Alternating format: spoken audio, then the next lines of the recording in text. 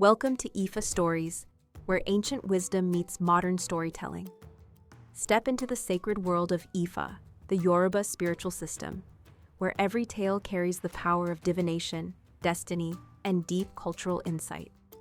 Join us as we unravel the mysteries of the Orishas, the divine forces guiding our paths, Orunmila, the Erinmoles, and many more. Each story is a bridge between the past and the present, weaving timeless lessons that inspire, enlighten, and transform. Embrace the wisdom, honor the tradition, and journey with us into the heart of Ifá. Subscribe now and let the stories guide you. Ifá Aláàyé took the crown of Odèrè.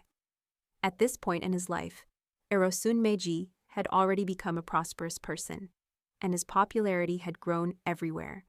He had several other Bàbáláwò under his command, one of whom was named Jikutu Kutu Gbebe. One morning, Ifá Aláàyé came seeking divination. The Awo performed divination for him and told him that he should make a sacrifice quickly due to an upcoming competition. He advised him to make a sacrifice with 7 clubs so that he could win the crown that was circling around him. He also needed to make a sacrifice with 7 he-goats, a billy goat, a pig, a ram, and his own clothing in order to survive an imminent battle. He made the sacrifice, but he only offered 3 he-goats to Esu. Meanwhile, the time came to choose a new king for the town of Odèrè, where Ìròsùn Méjì lived. The favorite candidate was Ifá Aláàyé, but all eyes turned to a man named Ògúnlànà Ifá.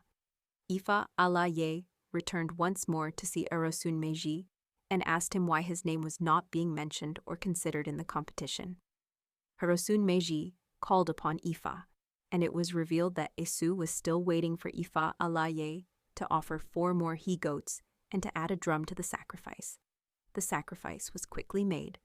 The following night, Esu rose and played the drum throughout the town, singing, Gunde, Aya'a, Jama, Giri, Giri, Giri.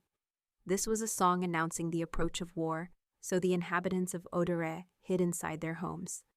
That night, Ògúnlànà, who had been the favorite candidate for the throne, lost his eldest wife and his firstborn son.